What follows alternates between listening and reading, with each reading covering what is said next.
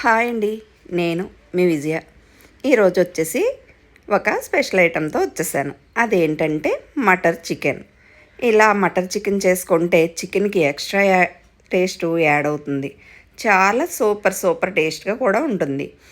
ఈ బఠానీ హెల్త్కి కూడా చాలా మంచిది. High fibre, high protein, greeny vegetable. So ఆరోగ్యానికి చాలా చాలా మంచిదన్నమాట. ఇక చికెన్ గురించి చెప్పక్కర్లేదు, చికెన్లో కూడా ప్రోటీన్ లభిస్తుంది. మటర్ చికెన్ విత్ మునక్కాయ, ఇంకా టేస్ట్ చెప్పనవసరం లేదు కదా. ప్రాసెస్లోకి వెళ్ళిపోదాం. ముందుగా బాండి పెట్టి ఆయిల్ వేసి ఒక 2 మీడియం సైజు ఉల్లిపాయలని సన్నగా తరిగి ఇలా ఆయిల్లో వేసుకోవాలి. ఇవి బాగా దోరగా ఎర్రగా వేగించుకోవాలి. ఎప్పుడైనా సరే ఏ కర్రీకైనా సరే ఉల్లిపాయలు దోరగా ఎర్రగా వేగితేనే కర్రీ సూపర్ టేస్ట్ వస్తుంది.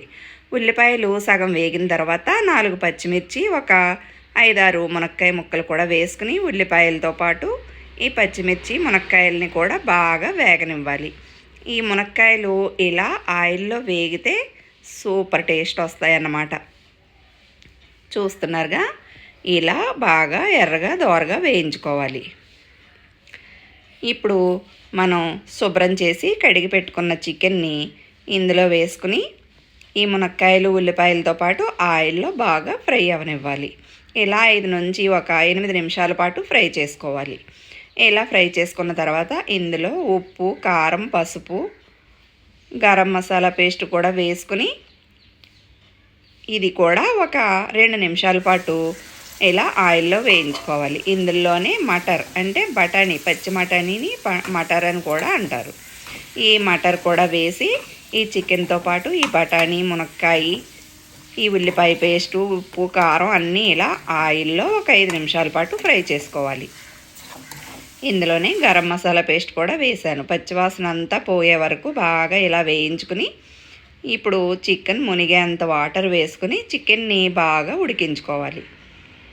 చూస్తున్నారుగా, చూస్తుంటేనే ఎమ్మిగా ఉంది. ఇప్పుడు ఇలా వాటర్ పోసి ఈ వాటర్ అంతా డ్రై అయ్యే వరకు చికెన్ని బాగా కుక్ చేసుకోవాలి. ఇది ఎంత బాగా కుక్ అయితే అంత టేస్ట్గా ఉంటుందన్నమాట.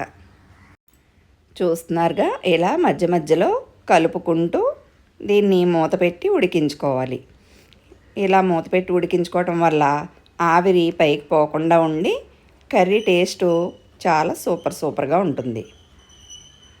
చూస్తున్నారుగా, వాటర్ అంతా ఎగిరిపోయి ఇలా దగ్గర పడి చికెన్ ముక్క బాగా ఉడికిందో లేదో చూసుకొని స్టవ్ ఆఫ్ చేసుకోవాలి. ఇలా ఈ మటర్ చికెన్ చేసుకోవడం వల్ల చాలా సూపర్ టేస్ట్ ఉంటుంది. ఇందులో చివరిలో కొద్దిగా గరం మసాలా పొడి దించే ముందు కరివేపాకు, గరం మసాలా పొడి వేసి ఈ ఉన్న వాటర్ని కూడా డ్రై అవనిచ్చి ఆయిల్ పైకి తేలిన తర్వాత స్టవ్ ఆఫ్ చేసుకుంటే మటర్ చికెన్ రెడీ. ఇది చపాతీకి కానీ, బిర్యానీకి కానీ, దేనికైనా, ఆఖరికి రైస్కైనా చాలా సూపర్ టేస్ట్ ఉంటుంది. ఈ మటర్ వేయటం వల్ల చాలా ఎక్స్ట్రా టేస్ట్ వస్తుంది. అందువల్ల ఒకసారి ఇలా ట్రై చేసి మీకు కర్రీ ఎలా వచ్చిందో మీరు నాకు కామెంట్ బాక్స్లో కామెంట్ చేయండి. ఒకసారి టేస్ట్ చూస్తే మీరు మళ్ళీ ఇలానే చేసుకుంటారు.